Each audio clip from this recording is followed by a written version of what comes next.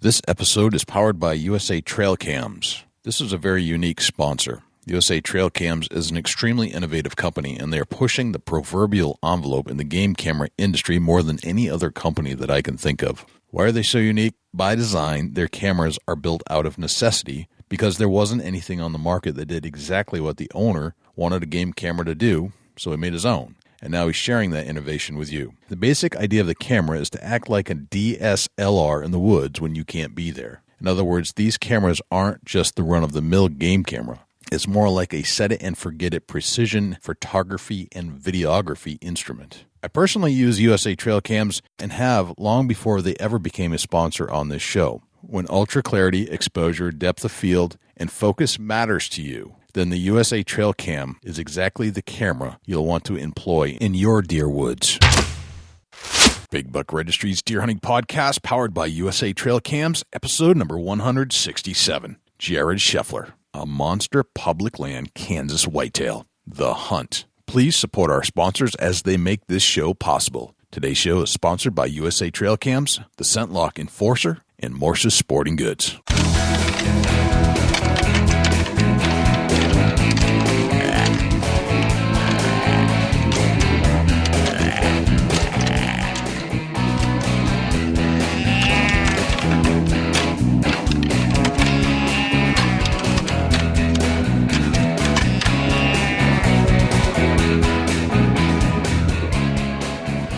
Big Buck Registry is a virtual museum of hunting stories. We preserve a piece of Americana by interviewing and recording hunters about their hunts and experiences from across the country. And who knows, maybe we'll learn a thing or two along the way that'll help us take our hunt to the next level. Hey guys, this is Dan Bass with Tuned In Archery, the timeman and inventor of the Hang-On Helper. You're listening to my favorite show. It's about to be yours, Big Buck Registry's Deer Hunting Podcast. Hey, this is Dr. Ken Nordberg. You're listening to my favorite podcast on the internet, Big Buck Registry Deer Hunting Podcast. I'm Tim Gauthier with Scent Lock Enforcer, and you're about ready to push play on my favorite podcast, Big Buck Registry Deer Hunting Podcast. Dusty, have you ever gone on a hunting trip?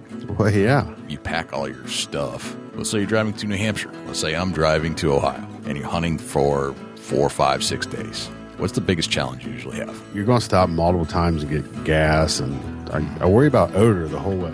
It's always in the back of your head. After talking to our friend Tim Gauthier, we realized that there's a better solution that is portable. And that solution is called the Scent Lock Enforcer. This nifty little device, about the size of an iPhone, it produces ozone. Ozone is this naturally occurring O3 molecule that actually naturally removes odors, kills bacteria, binds to all kinds of odor particles in the air, and basically makes you scent-free instead of like a scent cover-up. Does that make sense? Yeah, for sure. You can put this in your tote. It operates off of a USB and has an 8-hour battery life. It's the personal ozone generator. It is the personal ozone generator. If you want to check it out, go to scentlockenforcer.com. That's SCENTLOK Enforcer.com.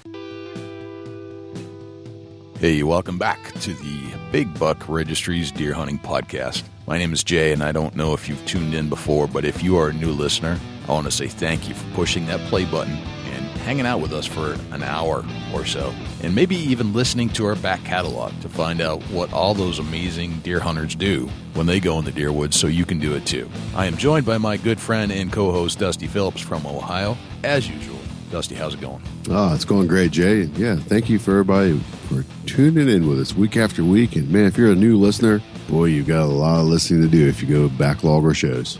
We have 167 shows as of the air date of this show, and there's a lot of them. And admittedly, and Dusty, I think you'll back me up on this, that our first show was not as good as this show, or as they have been over the last couple of years, because you got to start somewhere.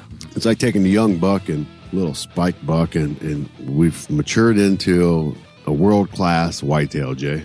I'm a little bit more humble. I don't know if we're quite the massive whitetail, but I know we're better than we used to be. Let's put it that way, for sure. We've got some amazing backers, some sponsors between USA Trail Cams and Scent Lock Enforcer, which is our newest member to the family. Thank you, Tim Gothier, for jumping on board with the Big Buck Registry Deer Hunting Podcast. We're just looking forward to a great deer season. We have some great sponsors behind us, and this is going to be another amazing show by one of the most talented deer hunters I know, who does it in a very, very pure form.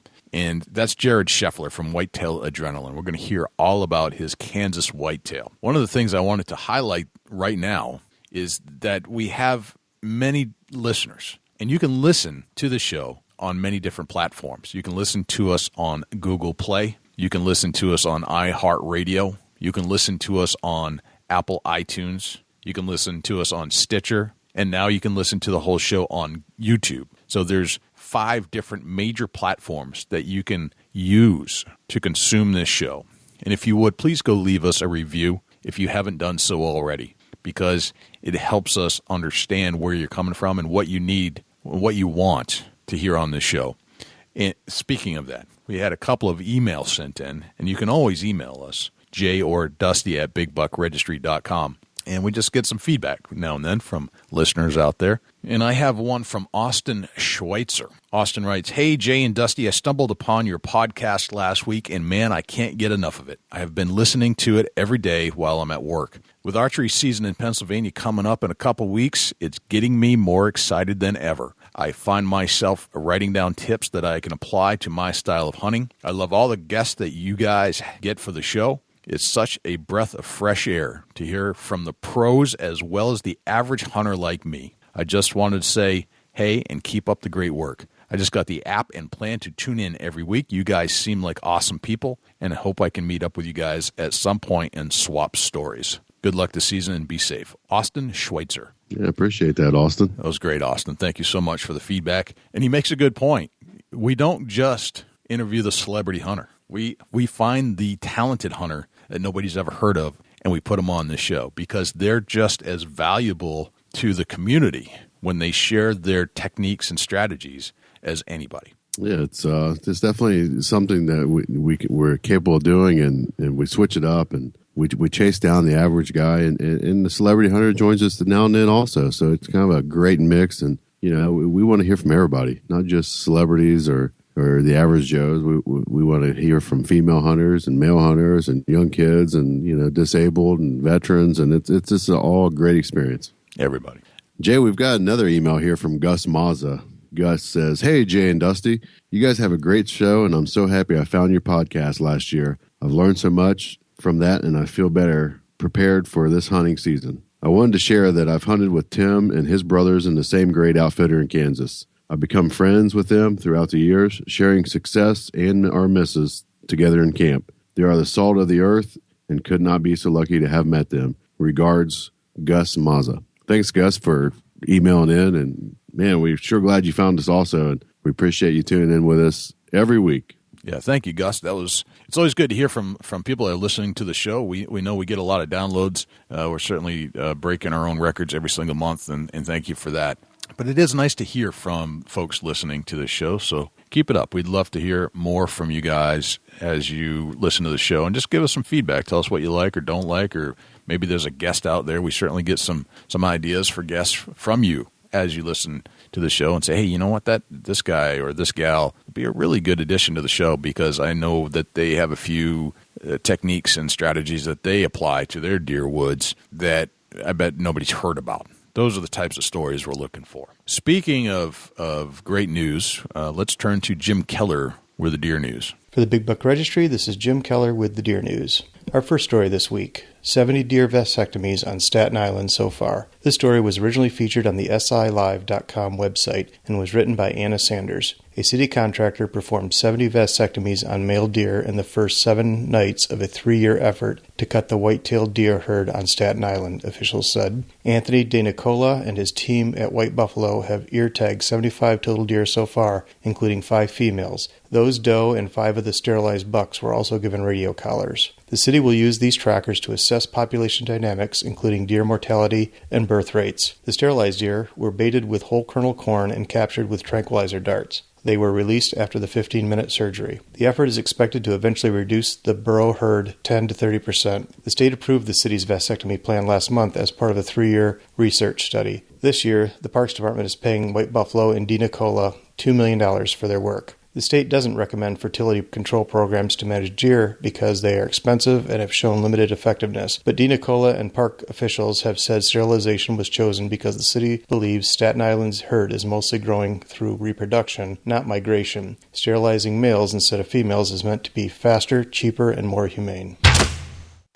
What's the deal with Deet? This topic is one I thought would be on everyone's mind as we head into the woods for the early season. It is in part based on an article written by Mike Rakovics on OutdoorNews.com. Many parts of the Midwest are experiencing a massive hatch of tiny mosquitoes late in the summer. The fear of West Nile or Zika virus is creating a greater concern about mosquito bites than in years past. But at the same time, controversy over the safety of insect repellents is bound to cause some people to wonder which is less dangerous or annoying, going outdoors without the bite protection or going with it. These include, but are not limited to, smoke, citronella, some Avon products, and products containing the chemical diethyl metatoluamide, commonly referred to as Deet. Deet was developed by the U.S. government in 1951 after testing over 11,000 compounds for their effectiveness in repelling insects. Deet has been the major ingredient in nearly all insect repellents since then, and no other substance has been found to be more effective in keeping biting insects at bay. According to the EPA, nearly 100 million Americans use Deet every year, and according to the agency, fewer than 10 reports of adverse side effects are received annually. Most of these reported side effects stem from repeated use on children, something which manufacturers strongly advise against. Make no mistake, Deet is a chemical that can cause problems if applied excessively, especially to children, but then again, the same can be said for aspirin. Manufacturers of insect repellent products containing Deet say when label directions are followed carefully, Deet poses no health problems. They base their statement by citing 22 studies conducted on the short and long-term health effects of Deet, which indicate no unreasonable adverse effects to people or the environment.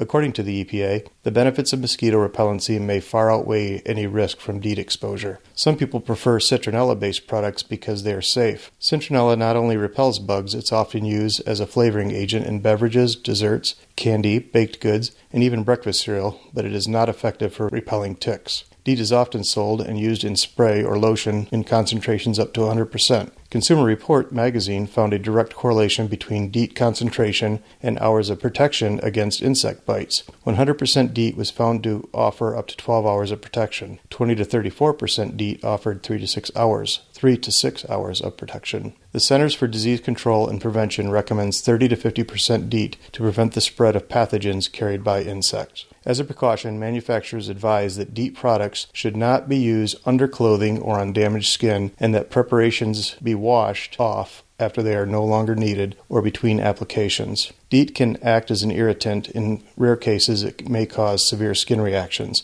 Other symptoms that can occur are breathing difficulty, burning eyes, and headaches. When used as directed, products containing between 10 and 30% Deet have been found by the American Academy of Pediatrics to be safe to use on children as well as adults, but recommends that Deet not be used on infants less than 2 months old. Hopefully this information will help as you head out into the woods this season. Help create Minnesota's first ever deer plan. This story was originally featured on the deerfriendly.com website. Applications are open for citizens interested in serving on a statewide deer management plan advisory committee that will provide guidance, input, and feedback beginning this December and continuing through the planning process. The committee's recommendations, along with broader public input, will help DNR develop its first ever deer management plan, which will provide strategic guidance on deer management into the future.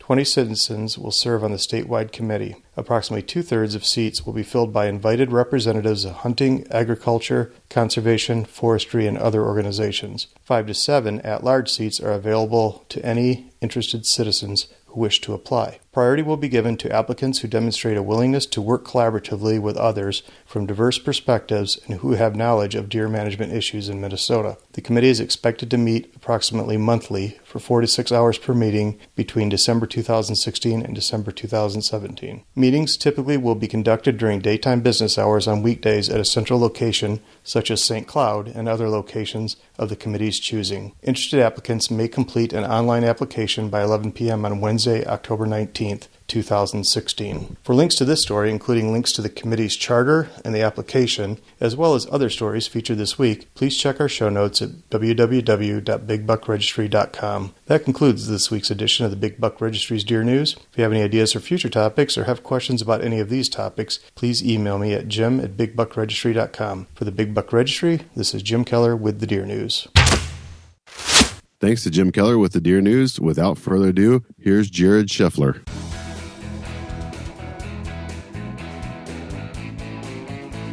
Jared Sheffler, welcome back to the Big Buck Registry's Deer Hunting Podcast. What's that, my friend? I'm just trying to get ready for the season here. Keep my head above water. Thanks for having me, Jay. Hey, no problem. So what do you do to plan for the season? I know you're leaving here in a little bit to go hunt for the rest of 2016, but what are you doing right now to get ready? Well, you would think of, somebody that makes hunting videos would, be like looking at aerials and all that kind of stuff, like, getting geared up for the hunting that way. Yeah. But I honestly haven't done that at all. It's just like, getting new camera equipment and figuring out how you're going to mount everything up. And we just got done with the new videos here a few weeks ago, and so that's been mad rush, shipping and getting a hold of stores and getting all the orders out. And there's a lot to it that I could probably make a really good video off of that, everything alone. I mean, one day you're welding stuff, one day you're researching, what formats and what codecs you're going to record to, and what camera equipment's going to work for our type of production where it's like filmed all on the fly, because a lot of the stuff nowadays is more geared for, setting up and changing lenses and things like that really wouldn't work too good in our application. And so it's just, you're constantly shifting gears between different things. And, like I've only shot my longbow. Well, I had some shoulder issues here for the better part of this year. Okay. And I actually wasn't able to shoot the bow from April until just a couple of weeks ago. And whatever it was went away. And so I've only gotten like 4 or 5 shooting sessions in. Wasn't real good the first couple, but I shot again last night for a little bit, and I feel like I'm all right. I've never been a crack shot, but I feel pretty close to where I was last year. Maybe not quite there yet, but although last year, for anybody that's watched the videos, it doesn't speak too highly, I guess. But it was kind of a rough year. But I did feel the most confident I had ever felt going into last year. I shot a lot. I had, I guess I shouldn't say I had a lot more time, but I carved out a little bit more time throughout the edit stages and stuff. But this was a huge project we were working on, and with my shoulder the way it was and everything, I just wasn't able to this year. So gotcha. So most of what I'm getting ready for is just like all the gear and camera gear and all that kind of stuff, and honestly, like I have not looked at one map or anything or whatnot. So which isn't always necessarily a bad thing. A lot of people they feel like they got to know all the details about exactly where they're going to be hunting and all of that. And what I've learned over the years is, when you're doing a do-it-yourself hunt, like a public land hunt, like what we do, a lot of times all that pre-gaming you do can actually emotionally attach you to that idea that this spot's going to be productive or that spot's going to be productive, and then you get there and there might be other hunters or the spot might be dead, and you have a harder time actually walking away from it. Whereas a guy like me showing up that has no previous, I haven't been looking at this piece and imagining things for the last 3-4 months or whatever. I have no attachment to it. So when I get there, I see, if it's hot, I'm sticking around. If it's cold, I can toss it. Like, I don't have a lot of investment in it, if that kind of makes sense. So, I mean, ultimately, if you could invest some time into some of that and still be able to walk away from it at the snap of your fingers when it is cold, well, then you'd be one up on my strategy, I guess. So, but that makes sense. So it's not the end of the world. I mean, I think getting attached to a particular piece of property can be detrimental in a lot of ways. And I think you're right. I think you have to, if you're doing public, you have to shift with the elements. And the elements could be the hunters. It could be pressure. It could be just that the spot is not anything what you thought it was. And you have to be able to move on quickly to make the most of your time where you're going. So exactly. Yeah, makes sense. Where are you going exactly? What's the plan? Well, first off, I'm going to leave next Tuesday and head out to Wyoming. My cousin Jim drew a Wyoming deer tag, so we're going to try to film a whitetail hunt early season there for about 4 days. And then from there, I'm going to head to, I think, Idaho for elk. And then from there, I've got a Montana deer and elk license because I applied for one, didn't get drawn, but they sent me a general tag, and I have no idea where I'm going to go yet there. Okay. And so I did do Idaho last year. I didn't get one, and I also did Colorado for elk. None of that footage from the bow stuff was on any of the videos.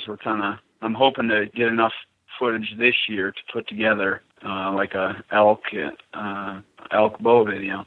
So that's my goal, separate from the whitetail stuff. You got a plan. You're heading out, getting ready for this coming season. You've got it kind of lined out, but you're not really making plans because, as more than I think anybody we've ever had on the show, you are actually a fly by the seat of your pants kind of hunter in a sense that, and not that you're not looking for certain things, but you understand that things change quickly and you could scrap the whole hunt in a heartbeat because that's just what the elements are telling you. And you move on. Correct. And we talked about that in the last show. Yeah. In fact, I mentioned here I got that Montana elk and deer combo license, and that's an expensive license. It's an $1,100 license, and I got plans to go to Colorado in there, and like I mentioned, Idaho. I might end up spending 2 days in Montana and scrapping the whole thing if I feel like it's going to restrict me from getting something somewhere else if it's not going well, and maybe I'd give it a little bit more time if I wasn't filming, but I don't think I would anymore because I do understand sometimes you just got to cut your losses, and I'm hoping I can do well there. But I bow hunted for elk in Colorado last year and got into them fairly well after being there a week. I finally figured out what was going on, or at that time I did. It could all change this year, of course, but that's just an example there. A few years ago, 5 years ago, Shay and I, we drove through the night, got to Missouri, never been there before, and hunted for a day, saw a lot of deer, didn't really see anything for decent caliber deer. We checked out a new area the next morning, and, it was probably around the 20th of October, and we pretty much knew that our timing was off, and we knew that going into it. We just had plans for November. We knew that would be better for Missouri, but we ended up driving that day all the way back to Wisconsin and got back with enough time to get into a piece. And I shot a 140 class 9-pointer that night, and the next day we didn't know how the shot was, so the next day we followed up. We got the deer out. And the following night, we went into a brand new piece we'd never been into before, and then Shay got one. And that was an example right there of it sucked. We both bought licenses for Missouri. We drove down there, realized, hey, this is cold. I feel like we could be a lot more productive in the next 4 or 5 days of time that we have if we turn around and go right back to Wisconsin where we came from. Gotcha. So okay. That was an example right there. There you go. Of just being adaptable, realizing, okay, it's not, my general rule of thumb is if I'm not feeling it, I'm turning and burning, and maybe I'll come back. Maybe I realize this spot is terrible. Like I'm never coming back to it. And maybe I feel like I'm a week too early, or maybe I feel like I'm too late for it, and I'll keep it in the back of my head. Maybe next year, maybe I'll hit it a little bit earlier. Every piece is different. But if it's not hot right then, and that goes for each day, we hunt strictly on the ground, and I love doing that. And one of the reasons that I love doing that is because you can adapt so quick, so fast to what the deer are doing. If the activity is one day it was hot, we were in here, the next day it's cold, and we can sense that in an hour that this spot is, turned right off. We can move out of there. We can pull out so quick and easy and get to the next spot or get to a different part of that same acreage.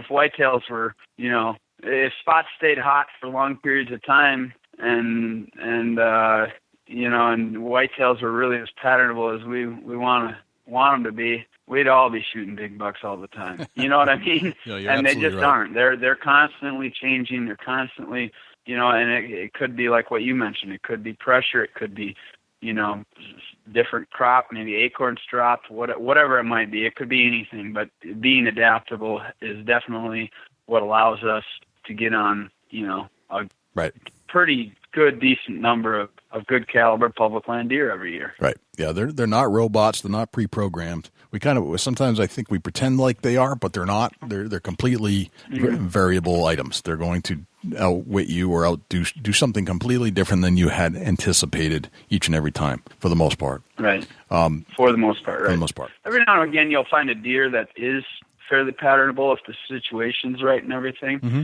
But for the most part, yeah, they're not that predictable. Right. Yeah. Sometimes you get lucky, but generally speaking, you don't plan on it completely. So it's been almost 2 years and almost 100 episodes ago that we last spoke, Jared, and that show was entitled "Snooking for Whitetails." And yeah, that's right. Remember that? So I was wondering yes, if you could define snooking for me, just so everybody could understand who hasn't listened to episode number 69, by the way, if you want to go back into the archives and find it, what snooking is to you. Snooking is sneaking and looking at the same time. You're sneaking and you're looking. You're snooking. There you go. Snooking. And that's why we called it snooking. So a lot has happened, Jared, since the last time we spoke. You've made some great DVDs. I absolutely love your DVDs, by the way. They're just some of my favorite deer hunting DVDs on the planet. And I can't think of anybody that really adapts to public land hunting like you do. And to boot, you're not using, you have used firearms in the past. And if I recall, you kind of gave up on the firearm and turned to the bow, and not just the bow, but it was more or less the longbow at this point. But there was some, I don't know if you shot the recurve in between. But yeah, I guess, it's not that I don't like hunting with a gun. We hunt with a gun every year, but mainly I run the camera at that time of the year. Right. Overall, yes, I prefer bow hunting. I do like, getting a few buddies together, having a good time. It's a good change of pace coming out of the bow stuff, and I do enjoy that. But overall, I do prefer hunting with a bow for sure. So but I will say this, a lot of people think hunting deer or hunting a big buck with a gun is easier, but in my opinion, I spend less time getting on a big buck with a bow than I do a big buck with a gun on public land, and that's all I've hunted for since 2007, I guess. Right. So, but every situation is different, but a lot of times I think what happens is by the time the bow season's done, a lot of those mature deer are pressured off of the public. Yeah. And so, and the few that are there that are still left are probably really savvy and really sneaky. So there's a lot of legwork that goes into getting a big buck on public land with a gun. Gotcha. In my experience. So tell me why you shoot the longbow today as opposed to the compound or even the recurve. What's behind that? Well, there's been a joke I've always said that I was missing them so well with a compound before, I figured I might as well just do it with a longbow. And there's a little bit of truth to that, but there's more to it than that. 2011 was the last year that I hunted with a compound, and that was the year that I killed that one that I spoke about where we drove back from Missouri, and after that I also missed 3 big bucks in a row. And I think it was September of that year, going into that season, a friend of mine had a recurve, and I spent probably about an hour shooting it, and I hadn't shot one since I was probably about 15, one of my dad's bears that were laying around the farm. And so my friend put that put that recurve in my hand, and I just loved it, and I could see the potential of it being a very effective weapon for how we hunted.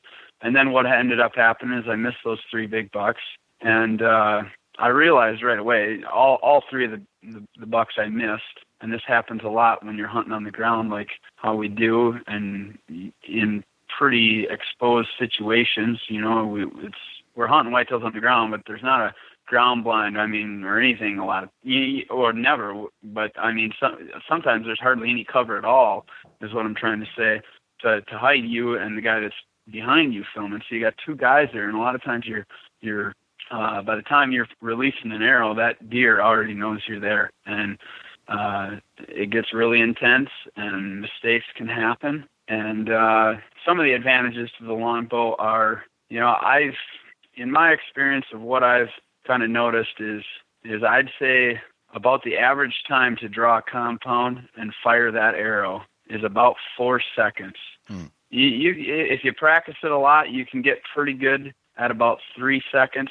Some guys might be able to pull it off a touch earlier than that. But for the average guy, probably somewhere between 3 and 4 seconds, closer to 4.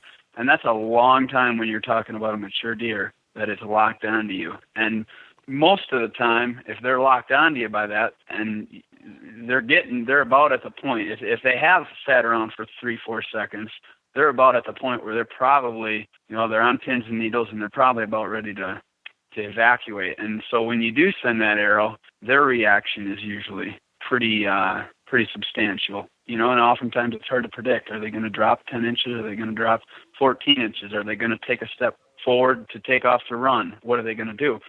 And the arrow speed of a longbow is slower. My arrow kicks out at about 180 feet per second. It is a 660 grain arrow, which is a lot of weight, but it really doesn't take that much longer for the arrow to actually get there. But I can shoot that bow in less than a second from the time I draw to release is less than a second. And that's a lot faster. And I can shoot that bow really low to the ground. I can, I got this position I call the cat-like position, and basically I'm just crouched down to the ground, and they can't even tell that you're a human. They might see you, but they don't even know. They can't even tell because your whole upper body isn't the shape of a human anymore. Your head's not upright like you'd have to be when you're shooting a compound. So right. You can also be you can stay a little more hidden. You do give up some long range, shooting. Where we've shot deer out to 60 or mid 60 yards, and some guys have pulled off quite a bit longer shots than that. Not any of us, but it's capable with a compound, whereas with a longbow, generally you're going to be in that 20 to 30 yards as typically about a max, but some guys can push it further than that. Okay. But 2 years ago I got that big velvet deer. I don't think I'd ever gotten a shot with a compound. And I wish the camera, when it all unfolded, I wish the camera would have been a little bit further behind where you could have seen how we were crouched in the grass to be able to really see how low profile we had to stay. And that deer knew something was up. He didn't have his peg, but he knew something was up. And I would have had to been upright to pull off the shot with a compound. I know he would have picked us off if I would have been right. upright. So that's a situation right there. And the older the deer, the more mature the deer, the less they're going to tolerate too. So. Gotcha. Yeah. So do you? That's a few reasons why I guess, and I do like it. It's fun. It's cool. It's a cool experience when you're drawing that bow all on your instinct and releasing it and sending that arrow. It's a really cool feeling. So heck yeah, it is. Do you end up making your own arrows as well? No, I'm not that talented. Not that talented. All right. I was wondering how involved you get. It sounds like, anytime I hear that somebody's shooting a longbow, I'm like, wow, this guy's a purist. But they're obviously, you can buy longbows, and you just wonder kind of how far involved you get. And that's why I asked the question. I was curious. Very interesting. I haven't gotten that involved. I think down the road I probably will if I had more time right now. Depending on where my life leads me down the road, I probably will get more involved. Maybe someday I'll build my own longbow. I don't do that. Maybe someday I'll build my own wood arrows and all that. I shoot carbons right now, and I shoot just a really good 2-blade head. But I do have some stone points and some wood arrows. I didn't make them. I have a buddy that made some, and maybe someday I'll try that. Just probably on one deer, the flint. I think that'd be kind of neat to shoot a deer with the old flint knapped heads, and so yeah. That's cool. Very, very cool. I wanted to kind of bring everybody up to speed with you and your adventures with Whitetail Adrenaline. When we last left off, obviously we did the snooking for whitetails, but there was this amazing event that occurred this past season in Kansas, and you shot this just monster buck with your longbow, I believe, correct? And correct.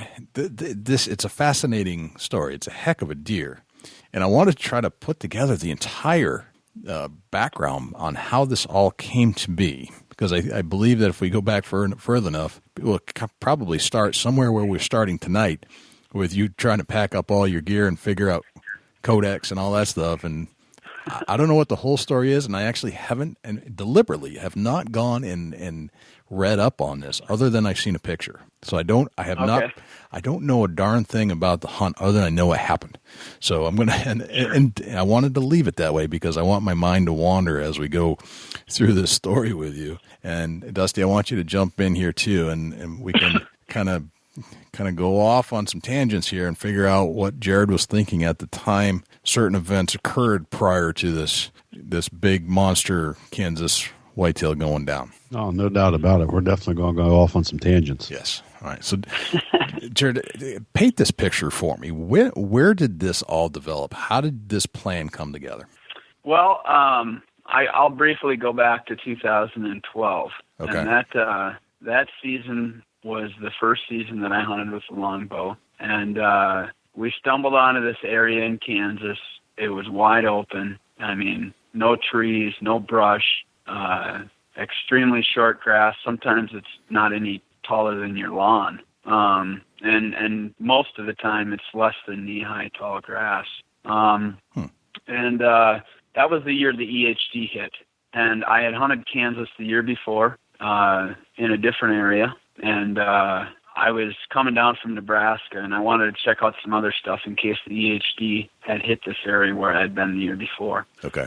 And I saw the landscape, and I saw how desolate it was, and it was the middle of the day, and it was one of those deals where I told my buddy that I was with, I said, you know what? I said, there could be some giant whitetails out here, but I said, I don't want to stick around all day to find out. Let's go down to this other area where I was last year. If that's ice cold in the next day or two, or if we decide tomorrow, then we can always come back and check this out further. I threw the map in the back seat, and we made it about a mile. And there stood probably at the time, the biggest typical I had ever seen. And that deer probably, he had a little bit smaller side on the one side, but he probably would have been close to 200 inches as a 5x5. And ironically, he was standing on public, a piece of walk-in hunting area, with a doe about 150 yards off the road. And, I mean, the grass there was 8 inches tall, a whopping 8 inches tall, and it's like, how the heck are we going to get close to this thing? And we had built a decoy that year, because when I was hunting the other area, I could see the potential of maybe having something like that, a decoy that we could hide behind. And we put together a game plan, and long story short, the decoy ended up spooking the doe out, which took him away. I got within probably 80 to 100 yards of him. But that whole deal and that whole season, we ended up getting one good buck, and we got on some other big bucks. Never saw that specific deer again, but we kind of started to chip at the strategy and our approach for hunting these deer in this type of setting. Okay. There's nobody else I've ever seen out there bow hunting this stuff. Interesting. In 4 or 5 seasons, not in any of this open country. I mean, it's that open. I've seen guys with tree stands and stuff in the back of their pickups that they must be bow hunting, but I only see their vehicle for about a day, and I think they are like, what are we going to do with this? Okay. And I mean, it's a very mentally draining hunt. It's not uncommon for us to spend 3 solid days in the vehicle and never get out of it and put on 800-900 miles on gravel roads. I mean, 300 plus miles a day are pretty common out there in that type of country. Okay. Because you're not getting out of the vehicle until you get a visual, because there's really no point. I mean, if I can look at 160 acres of knee-high grass, I can pretty well see if there's a deer out there or not. Now, once you have one spotted, then it's like, okay, how can we, a lot of times they're really gun shy. If they're within a quarter mile of the road, they might already be running without you ever stopping the vehicle. You definitely don't want to stop the vehicle within a half a mile of them, because they will most of the time run. So that's the next stage, is once you do spot a big one and he's on public, then you got to figure out, okay, how can we, not alert him while we're in the vehicle here and get the vehicle parked in a spot where he's not going to see it, and make our strategy from there. So there's a lot to it. It's a very frustrating hunt. It's a very mentally draining hunt, and it is very physical once you have to get out of the vehicle, because you might end up crawling for 200 yards on your hands and knees to get within 100 yards, and the doe that he might be with decides, you know what, I don't like your decoy setup, I'm out of here. Right. And then there you go, back to the vehicle, and you know that it might be 2 days before you get out of the vehicle again. So it's a very mentally draining hunt. Okay. Dusty, did you have a question you want to? I can't get Jared to slow up for a second. Yeah, go ahead, Dusty. Sorry. No, just trying to get a better visual. Now, when you say it's, an 8-inch grass, what is it? Just field grass or prairie grass? What are we talking about? It's mainly just prairie grass, and most of it's walk-in hunting area. So it's privately owned, and the state leases it. So sometimes they got cattle, sometimes they got horses, sometimes they got winter wheat that's the length of your grass that's growing out there. Gotcha. Occasionally we find a piece where there is a little bit taller grass, might be waist high or whatnot, but for the most part, usually it's pretty short, desolate stuff. Is there fences that border these properties, or you guys have to go through gates? Tell us a little bit more detail of how you're getting around. Yeah, there's really never any gates. Usually, a lot of times there's some sort of fence line, but not always. Sometimes it's just an imaginary line, and there's no line fence at all in some situations. And and the reason for that is and I don't dig into this, but because it's walk-in, it's very likely that the same landowner owns the next part of that land, and he just didn't enroll that in the program. And years ago they ripped out the fence line, and so it's an imaginary line there, kind of where it is. Usually about every quarter mile, I think it is, they'll have like a fence post or something with a sign on it. But it's pretty square. Usually the parcels are square, so you don't. It's not really hard to know whether you're not going to get turned around out there or anything like that. You'll know if you're on it or off it. So gotcha. Yeah, I was just curious, just because of the fact that if it's posted public walk-in and you get off of that, then what? Yeah, then you'd probably get in some trouble. Gotcha. Okay. Gotcha. So your story with this buck starts in 2012, 3 years prior to the actual. That actually wasn't the same buck. Okay. That was a different buck, but what that did is, that buck, and there was a couple other really big ones we saw that year, we knew we have to figure out a way to hunt these deer in this type of terrain. Gotcha. No matter how difficult it is, these big deer are here, we got to figure out how we can hunt them. So that kind of set the tone for it, I guess. And every year, since then, we've seen at least a 160 caliber deer. Usually we see at least a couple in the 170 class or close to it out there. But here again, you got to remember, we put on a lot of miles on those gravel roads, and drive the car a half mile, stop, glass, and sometimes we spot these deer from a mile and a half. We've spotted them 2 miles out sometimes. There's a lot of glassing and a lot of sitting in a vehicle on gravel roads that happens all day long. So they're visible, but you also got to remember, we condense everything down into a video. Well, it might be an hour section of our video, and it might feel like there's big bucks running everywhere, but that's condensed down from 8, 9, 10 days of being out there and pushing really hard. So. Gotcha. All right. So the land, you noticed that there are some unusually large bucks on this property. So that's what drew you to this place. Yeah, that general area. Okay. Yeah. You're like, okay, we got to figure this out. That we need to crack this code. Mm-hmm. All right. So at what point did you start to engage with this particular buck? Okay. Well, the first time that for this last season with this big deer, my buddy Chancey is the first. We've been friends a long time. It was the first hunt that we got to do together, and Shay didn't draw the tag for this last year, and so Chancey and I had, and so we were doing the hunt together, and it was on day 2 we spotted this giant buck, and we knew 170. We thought probably closer to 180, and he was on private. And the closest public was about 3/4 of a mile from where he was. Okay. And it was one of those deals where it's like, that happens a lot out there. Most of the time when you see a big buck, he's on private land, and you might see him again. It might be the next day. It could be a few days later, and you're just hoping that at some point you'll catch one of them on public. Right. And that was the case with that deer. We got a little bit of footage of him, and we tried to locate him the next one. We knew that there was a decent chance sometime while we were there he was going to be on that public. Okay. Because out there, 3/4 of a mile is a cakewalk to those deer. I mean, that's a 5-minute jaunt for them. Right. I mean, we watched a buck one time that first season go 5.5 miles without stopping. He got kicked out by pheasant hunters. Oh. And he went 5.5 miles. Wow. So they covered ground.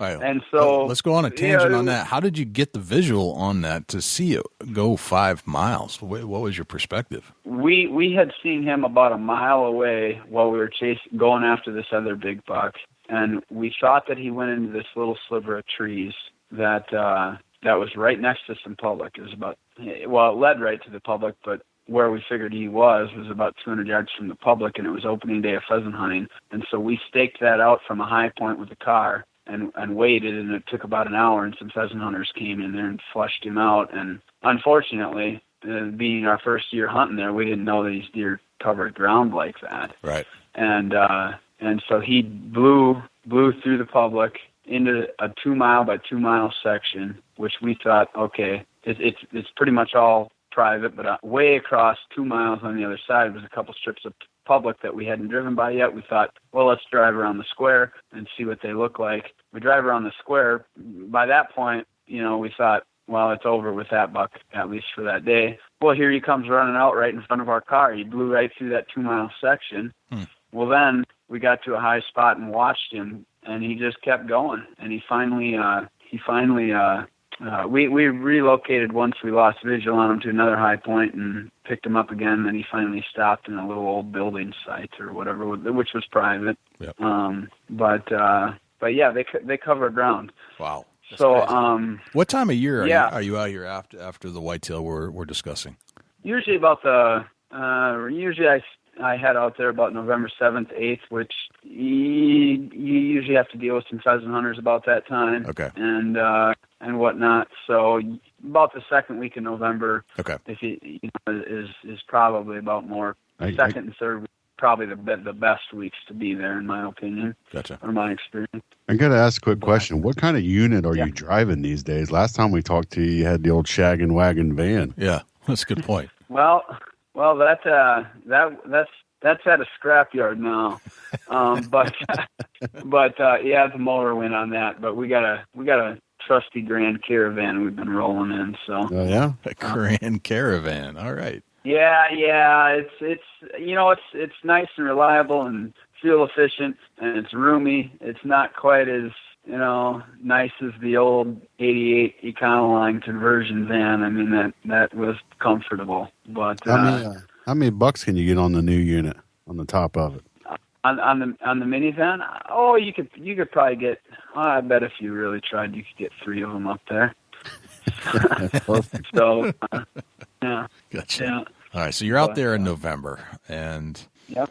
you've got a visual at one point on this deer, and he is 3/4 of a mile away from any kind of public land. From any kind of public. So basically, sometimes in some situations, depending on what it is, you might stake that deer out for half the day and watch him from a long ways away and just see what he does. But he was in a little tiny creek bottom with some trees, and he had a doe, and with that, a little activity of us spotting him by the road and stopping the car, and the car was between him and the public, we knew that there was probably a very, very slim chance that he was going to head, out of there and into the public that day. So, so we, moved on to try to find something else, and keep it in the back of our head, like hopefully we'll catch this big deer out on that piece of public, or there's other public couple 3 miles away,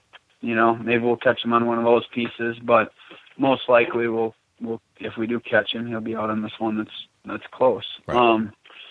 And so it's just a mental note, but you don't want to put all your eggs in that basket, And so the next morning, we took a drive up that same road, because you can kind of see the backside of that public from that road. And I didn't get the camera on him in time, and it was really low light conditions, but we saw him again, and he made a V-line across the road and back into the private. He wasn't on public. The private was on both sides of the road, but back further away from the public, he went back into this creek bottom. So we got another visual on him, pretty much again, he's probably not coming out of there for the day. Right.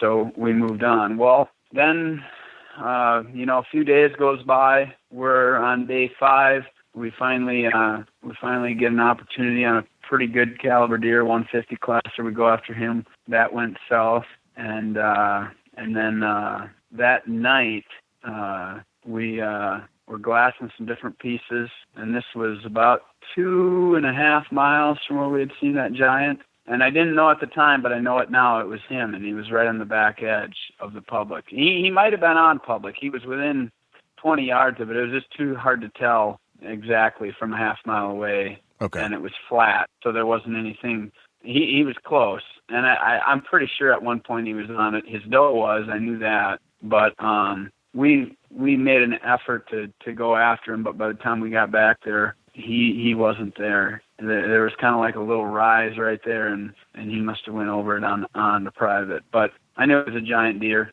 and I know it was him. Okay. Anyway, so we got another visual on a giant. Thought maybe it was that one, but anyways. So weren't sure. Next at day, that point, you were like, it might be. It's definitely a nice deer. We're going after it no matter what. Yeah. Well, I definitely knew it was at least a 180 caliber deer. Okay. I mean, it was just, I could see the tines. They were tall. They were darker. Yeah. And I knew right away that it was a giant. So next day comes, we get back on this 150 class deer, and that went south again. And so let's see, we were on to day 7. Not much happened on day 7. And then day 8, in the morning, here again, we're driving all these gravel roads trying to get a visual on a big buck. What's on public? What is morale like in the when you head back to camp in the evening and you've pursued a couple of 150s twice, you can't get on them? What's that feel like? I mean, are you down and out at that point? Are you just like, hey, it's no big deal, it's part of hunting? Yeah, I mean, usually Shay is with me, and he keeps things pretty light.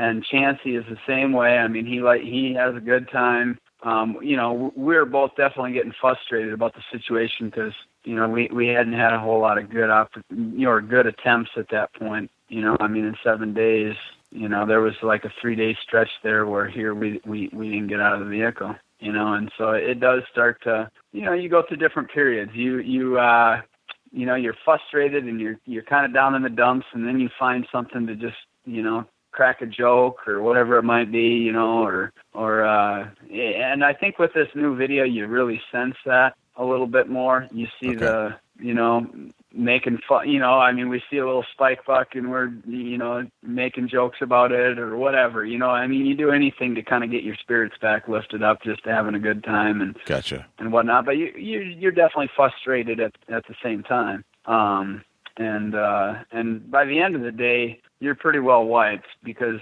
you're getting up an hour before the sun comes up, grabbing a little breakfast from the gas station and getting out in the vehicle, and you might eat sometime during the day, but you might not eat for 12 hours. And then when you do get back, it's like, man, let's grab a bite to eat. Let's grab, so we get a bite to eat. Well, Then it's like we got to recharge all these batteries, dump all these footage files, get everything ready to go the next day. And pretty soon, before you know it, it's 10, 11 o'clock at night, and you're getting back up the next morning to do it all over again. Right. Daylight's right around the corner at that point. Right. Man. All right. Yep. I kind of get it. All right. So now you're 6 or 7 days into this hunt. You're spending. Yep, we're 7 days in. We're on day 8 now in the morning, and we're driving around. We're not seeing. We haven't seen. I don't think we had seen a big buck. Maybe we saw one right at sunup, but I can't remember off the top of my head. You'd think after editing that video for all those hours, I'd remember, but you don't. All the days kind of come to get a little blurry then. But I do know this. I do know that we had driven up this gravel road 3 times, and it was about an hour. This was our 3rd time driving up this road, and it was about an hour after sunup. And that happens out there. I mean, as open as it is, you can drive up a road and feel like you can see everything for the next mile, and you can glass it and everything, and you could drive up that road 15, 20 minutes later, and there's a big buck standing out there, and it's like, where did you come from? And that's exactly what happened. We had been up that road twice that morning. You can see everything within a half a mile, and most of it you can see within a mile and a half. And there he was, 150 yards off the road with a doe. Took off running, of course, right away. He was on private. I'm actually glad he was on private at the time, because once they start running, a lot of times they don't slow down for a while, even if you don't park. And he ended up, we just kept the vehicle rolling, and he kept running. He ran out to probably 600-700 yards from the road, and we got a ways away from him, probably about a mile. Okay. And then I got the spot and scope on him and realized, yep, that's that giant. And they were on private. They were still probably, pushing a half a mile from the public. Okay. But there was on the piece of private they were on, there was a little weedy draw where there were some taller weeds, maybe anywhere from waist high to, just under your chest. Okay. High weeds. And it kind of went into a little bit of a low spot. Not much of one, but just enough that they had put on the brakes, and I felt like they weren't probably going to go anywhere, too fast at that point. Okay. So we drove the vehicle for a mile to get all the way on the other side of the public. And then we walked the far public line in, so we're a mile from this deer right now. Okay. We walked that in a half mile. It's a 160-acre piece of walk-in. So we walked that in, the back line, and then we 90'd to come back towards him, because we could come a half mile to him, and we got right on the fence line, basically about probably 20-30 yards from the fence line. All right. And there actually wasn't a fence there. There was just kind of like what we talked about earlier. Sometimes there's a fence line, sometimes there's just posts. In this case, there was just posts. There was no fence, which makes it easy for the deer to cross or whatever. But then we just sat there, and it was all up to fate at that point, whether he was going to, him and his doe were going to come our way or not. And from the time we spotted him to the time he came was 8 hours. Okay. And what time of day is this now when you've hoofed it in 160 acres? It was about 8 a.m. when we spotted him. It was about 4 p.m. when he finally crossed the line. Okay, so let's go on just a little tangent here. What were you geared up with at that point? You're in a car, you spot them, you know the direction they might be heading. What are you geared with? What are you wearing? What do you got for shoes? That kind of thing. Well, it's funny you should ask that, because I never really, I guess that never really got disclosed in the video, but or there was nothing about it, but actually all we were wearing was spray painted clothes from Walmart. True story. Chancey, who I was with, he picked up a pair of khakis from Walmart for the two of us, and then he took it was like a thermal top, and he just kind of spray painted that and spray painted the pants a little bit, and to kind of, make it look a little bit like blend in well out in that open grass. We've tried ghillie suits and stuff, but ghillie suits have a lot of issues in wide open areas unless you're laying flat to the ground, because once you get the sun on the other side of you, it's really dark on the other side of a ghillie suit because all the bunches of material, you get all these like little hills and valleys, and so they end up being super dark on the one side. So we've tried a number of different things, and honestly, I think that's about the best thing that we've come up with at this point. If we spent some time on it, but here again, it's one of those things that a lot of times we don't have a lot of time to devote to that, but that seemed to work pretty good. So that's what we're geared with. And then we had the decoy that we made, which we had made changes to it since the first year when it didn't work real well.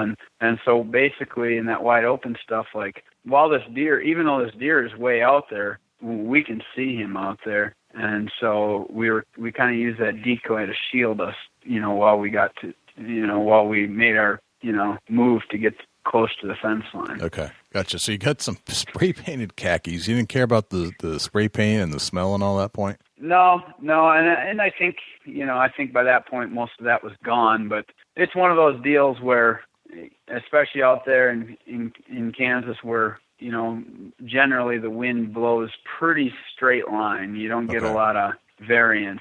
So they've got a pretty small range where they have to be directly downwind in order for them to smell you. And usually we can manipulate that pretty well. In this case, we had to kind of predict where they would cross the line and try and set up downwind of that. Usually we've already got a deer spotted on public, and so we can just kind of manipulate what side we're going to come at them from. And so usually that's not an issue. What I have found is, spray painted or not, with two guys out there, as much as we're in and out of vehicles and moving around and stuff, they're probably going to smell you either way, whether it's spray paint or your regular body odor. So gotcha. All right. So you're working and playing the wind as best you can in order to make this happen. And is a silent approach in your bag of tricks? Is it something you have to really focus on as far as noise control? Yeah, usually not out there. Usually you've got a decent amount of wind out there. Okay. So usually that's not an issue. It definitely wasn't an issue with this deer because he was still so far onto the private. In this case, this was really short grass where we set up. In fact, it was probably, 8 inches tall at the tallest point. So you could probably just about see the deer's hooves. But fortunately, several years ago, somebody must have did some round bales or something, and there happened to be a round bale right there. And it was really run down, but once we got to it, we kind of propped it up and fluffed it a little bit and made just enough cover to where, we knew that there was still a pretty good chance that once they crossed the line, they would have us pegged, which here again, that kind of comes back to, I'm glad I had a longbow in that situation, because I knew that there's a pretty good chance they'd have us pegged. It's hard to say that, you might have been able to get that deer with a compound, but the doe had us pegged before he did. When they crossed the line, the doe stayed out about 40, 50 yards, and she kind of did this half circle around us, staying about 40, 50 yards away. Okay. And he dropped into this tiny little ditch. It's flat out there, but there was like a hole, like a water run ditch. And it wasn't very big. It was, maybe only a few yards wide by 30 yards long and about 4 or 5 feet deep. And for whatever reason, he dropped into that.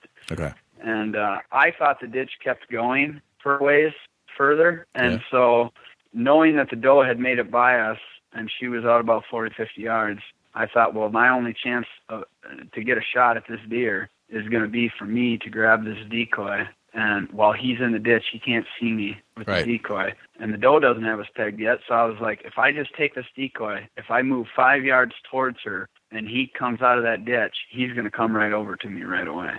Was my thought. Right.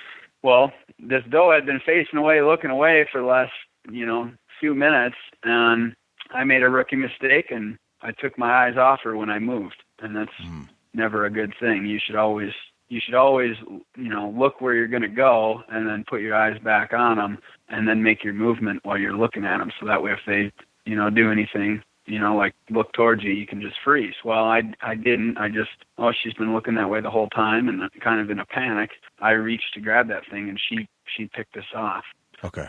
Well, then she's frozen, locked onto us, and it was probably about 10 seconds later he popped his head out of that ditch, and he knew right away what's going on with her. Why is she all defensive stance? Exactly, and he probably paused for 15, 20 seconds, and then he comes up out of that ditch, and right away he starts kind of heading, angling towards us, and he actually grunted several times in there, and I think he read her reaction wrong, and I think he thought that there was maybe another buck that he couldn't see on the other side of that propped up round bale. Gotcha. And I think he was coming to head it off. Well, then he got to about 20 yards, and I had a small clump that I had moved out on that side to give us a little bit of cover. It was about 2 feet high, this clump. But he got to about 20 yards, and now I couldn't see him. I had to wait for him to come past. And well, of course, he picked off Chansey, who was fully exposed at that point. He had the back of the round bale, but from the front side, you could see him plain as day. And he picked Chansey off, but I didn't know that at the time because I had that little clump in front of me. Right. And he didn't come out the other side, and I knew right away. I was like, he's got us tagged. And it was like, do I? At that point, it's like, okay, do I come up over the top in a fast motion, draw and shoot all in one right. motion, or do I just, wait? And I thought, you know what, he's got his doe there. He's going to come. He might be on a trot when he does it, but I think I'll be better suited to do it just wait. And so that's what I did.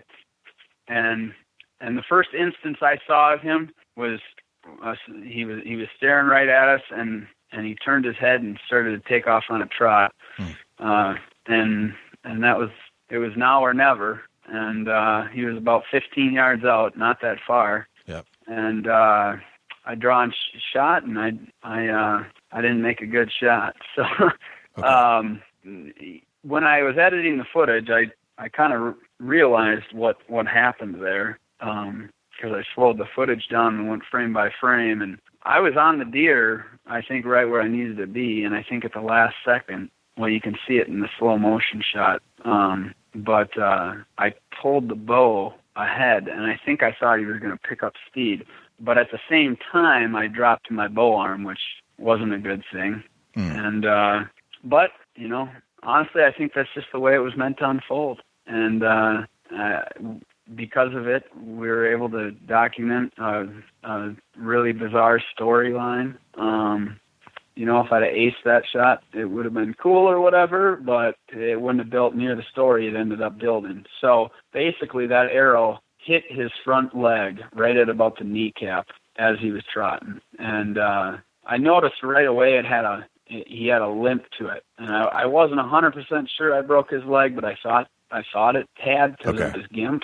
Yeah. And so as he was trotting, I grabbed another arrow, and he was probably about 60 yards out. And at that point, I thought his leg was probably broke, but I sent another arrow, and I just barely missed him. And now he's headed back onto the private, and he's still following his doe. And we watched him go over the rise several hundred yards away, probably 600-700 yards away. And we knew that there was a small woodlot about a mile and a quarter in that direction. And we knew that there was a pretty good chance he was going to head over there. Now it was private, and at this point, you're like, man, how did I screw up that shot so bad? And you're running all this through your head, and you're like, okay, forget about what happened. We just got to figure out, how we can maybe go after this deer. Right. We're going to have to go talk and get permission. Now, Kansas law is if you have blood, you can cross, you can leave your weapon behind, cross, and go get the deer. But we don't have any blood, we know that. So it's going to come down to, tracking down the landowner.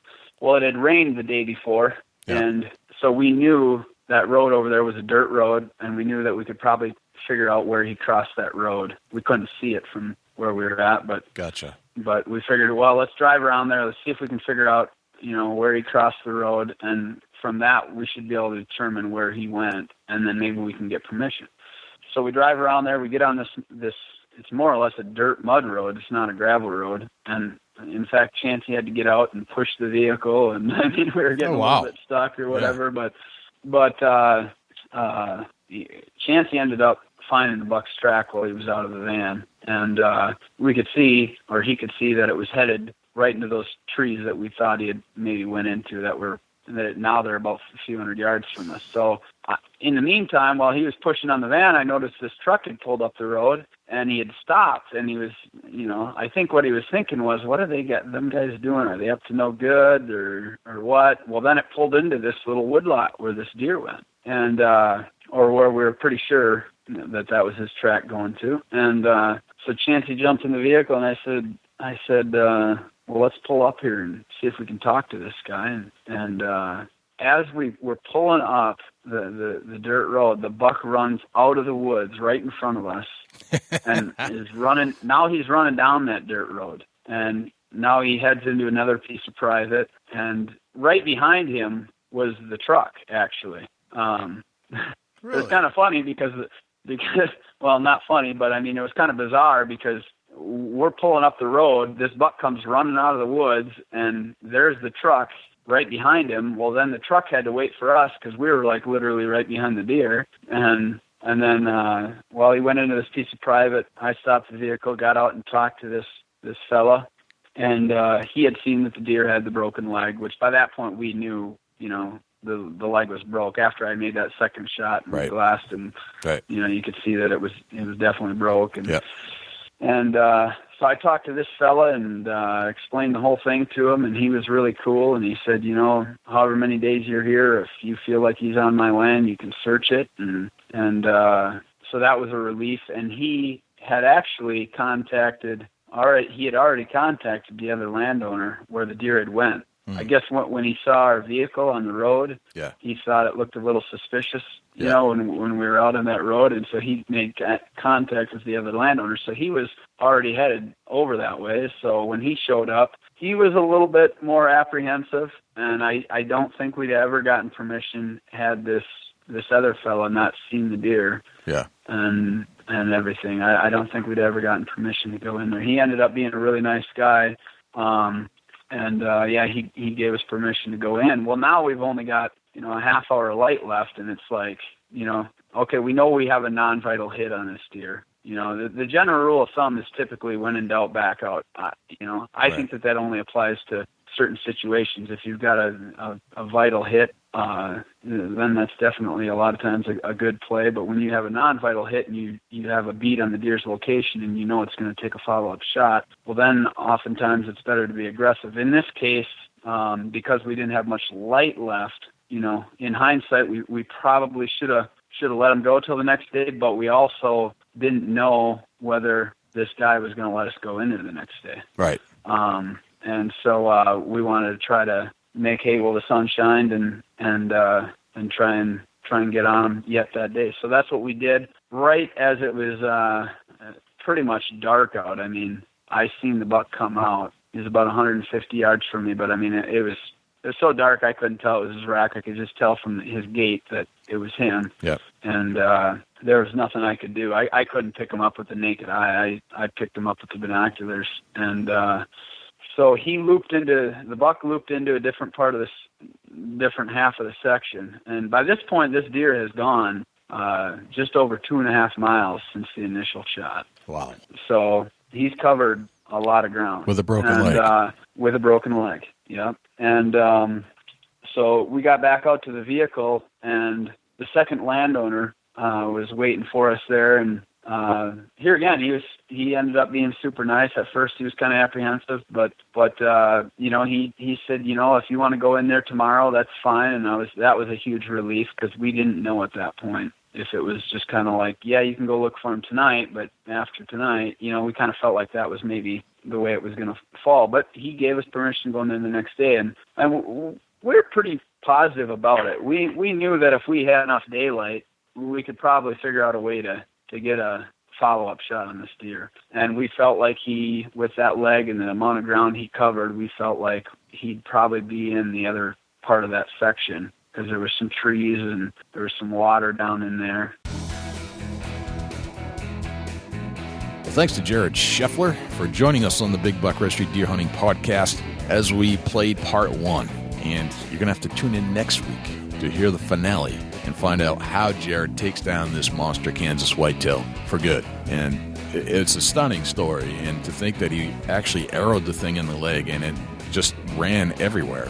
And we ended this show just as the sunlight goes down. And then we're going to pick up next week as the sun rises, as Jared gets back on the trail of this big buck.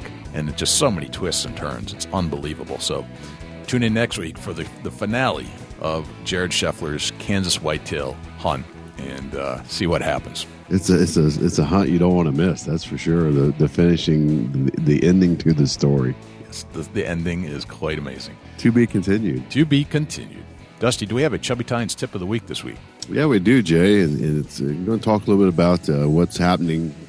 Pretty much launching off this week. And the Chubby Tines tip of the week is sponsored by Morse's Sporting Goods. Firearms, used bows, used bows, located at 85 Kentucky Falls Road in Hillsborough, New Hampshire. Give Jim a call at 603-464-3444, morsessportinggoods.com. Your dollars go further in New Hampshire. There's no sales tax. Morse's Sporting Goods.